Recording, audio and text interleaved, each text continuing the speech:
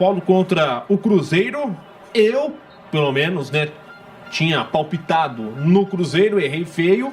O José Manuel e o Boni palpitaram na vitória do São Paulo, mas ainda assim palpitaram uma vitória, digamos assim, pelo placar mais contido, né? O Zé falou 3-2 e o Boni falou 2-0.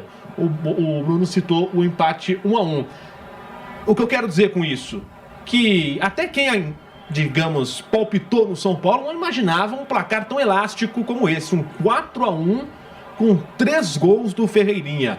É um placar realmente para lavar a alma nesse momento em que o São Paulo vinha sob muita, digamos assim, dúvida, questionamentos, né? Eram até então 2 derrotas e o empate contra o Inter jogando mal, e agora vence em casa o Cruzeiro por 4-1, Bruno. O meu palpite foi 1-1 também. Eu não estava assim esperando uma vitória assim do São Paulo. O Zé foi o que mais se aproximou aqui. Ele meteu um 3-2, é verdade. Teve um golzinho do Cruzeiro, estava 3-1, mas 3-2.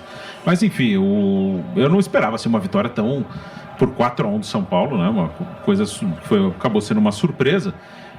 Foi merecida a vitória, sem dúvida. Acho que o 4-1 é um pouco exagerado. Não considero que assim, houve um massacre do São Paulo para cima do Cruzeiro. Isso não, mas claro que a vitória é merecida. São Paulo aproveitou bem o seu momento no primeiro tempo, conseguiu fazer 2 gols, um atrás do outro. O São Paulo começa com uma formação diferente da que vinha sendo utilizada. Hoje 2 pontas, Arthur e Ferreirinha, Luciano por dentro, Caleri mais na frente, 2 volantes, Marcos Antônio e Bobadilha, Danielzinho no banco. Foi a escalação que o Roger fez, né? Aí era um time que já indicava que seria mais vertical, mais direto, que não ficaria rodando tanto a bola pela característica dos jogadores. Começa o jogo com alguma dificuldade, Cruzeiro, mas com a bola, tendo um certo controle do jogo, mas sem ameaçar.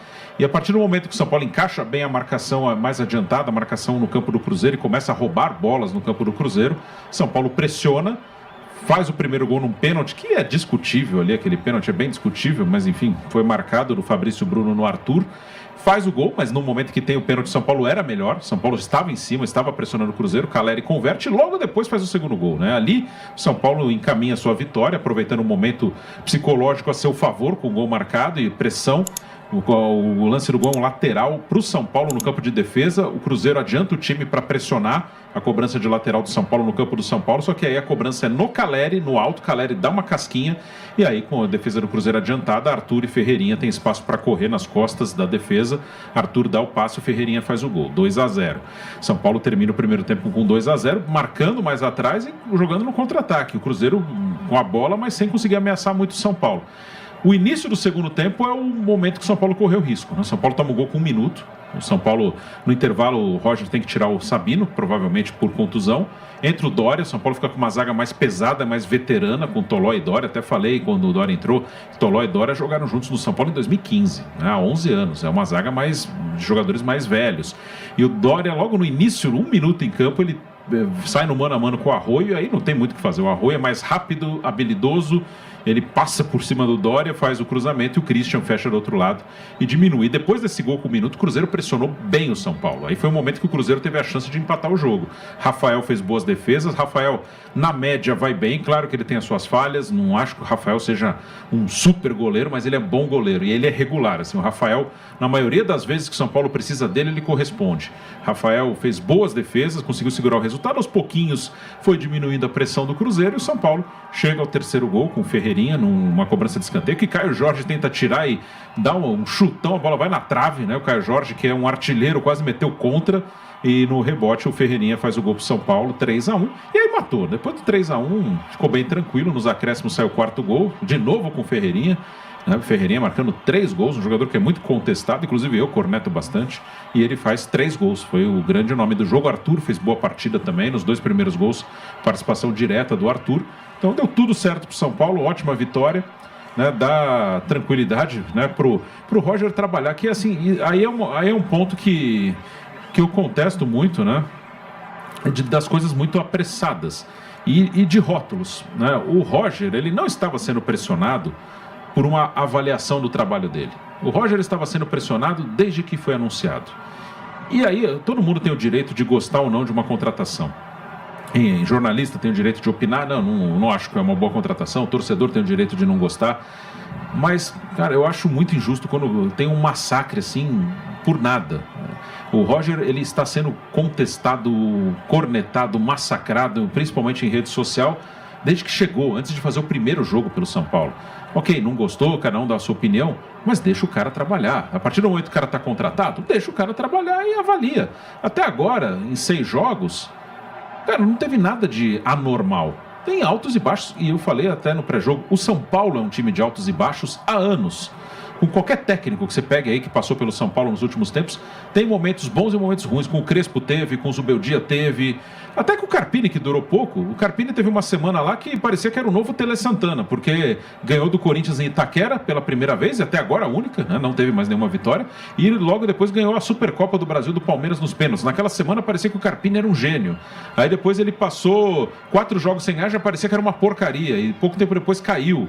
Então todo técnico do São Paulo tem altos e baixos. O Dorival, que ganhou a Copa do Brasil, teve momentos de baixa. O brasileiro com o Dorival não foi bom. Ganhou uma Copa, excelente, conseguiu vencer. Com o Rogério também teve altos e baixos. Aí se volta lá, o Diniz teve um momento de muito alto e depois um momento muito baixo.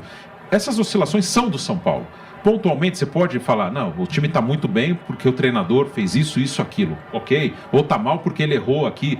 Acontece, faz parte, os treinadores têm a sua participação. Mas as oscilações vão acontecer no São Paulo com qualquer técnico. Porque o São Paulo é assim e quase todos os times brasileiros são assim, quase todos. O Inter é assim, o Grêmio é assim, o Atlético Mineiro, o Vasco. Agora o Vasco está com o Renato lá em cima, tá numa ótima sequência no início com o Renato, como teve uma sequência com o Diniz ano passado, ele chegou na final da Copa do Brasil, aí despencou, saiu. Daqui a pouco o Renato vai ter uma sequência de jogos sem ganhar. E aí vão querer tirar o Renato. Isso que é complicado. E acho que até a imprensa tem sua culpa nisso, não é coisa só de torcida, a imprensa também. De que às vezes dá a impressão que a gente acha que o técnico tem um controle remoto na mão, que ele controla o jogo inteiro, que o jogo inteiro está na mão do cara.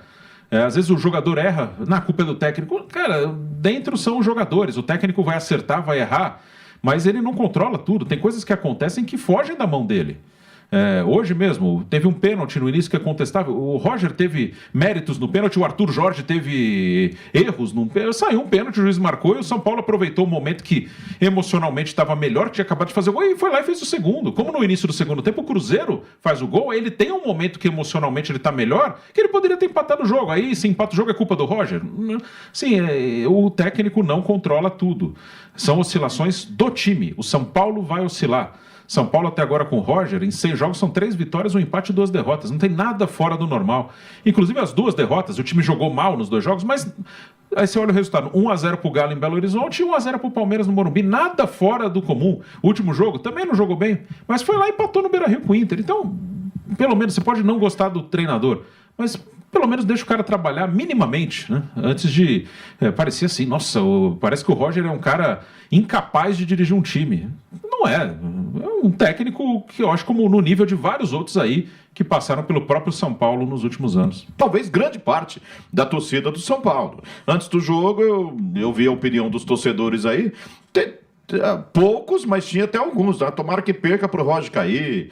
Assim, tomara que o Dorival Júnior caia do Corinthians e venha pro São Paulo. Aquela coisa toda. Há uma contestação em relação à qualidade do trabalho do Roger.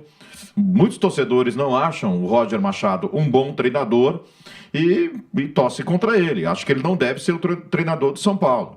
E tem boa parte também que não queria a demissão do treinador anterior. Né, do Hernan Crespo, que não entendeu, não gostou, né? Eu acho que foi injusta mesmo a demissão do Crespo. Então tem a torcida contra a diretoria do São Paulo, que torce para o Roger não ir bem para comprovar efetivamente que a diretoria do São Paulo, o Rafinha, o outro lá, o diretor lá, o gerente, o Rui Costa, né, torcendo contra, né, que não dê certo essa mudança para comprovar que realmente eles agiram mal, tirando o Crespo e contratando o Roger Machado, porque grande parte da torcida não gostou dessa substituição. Mas claro que eu acho que a grande parte da torcida de São Paulo torce para o tricolor em qualquer circunstância, independente do treinador, enfim, não vai torcer nunca para o São Paulo perder por causa de uma coisa ou de outra. No jogo de hoje, assim, o placar foi mesmo exagerado, se você analisar o que aconteceu na partida. Se você for para os números, 63% de posse de bola para o Cruzeiro, ok, aí é proposta. Proposta do Cruzeiro desde isso foi claro, o Cruzeiro quer ficar com a bola, quer controlar o jogo e tentar ganhar dessa forma. O São Paulo não se incomodou em ter a bola, mas sim de se posicionar no campo defensivo, mesmo quando estava 0-0.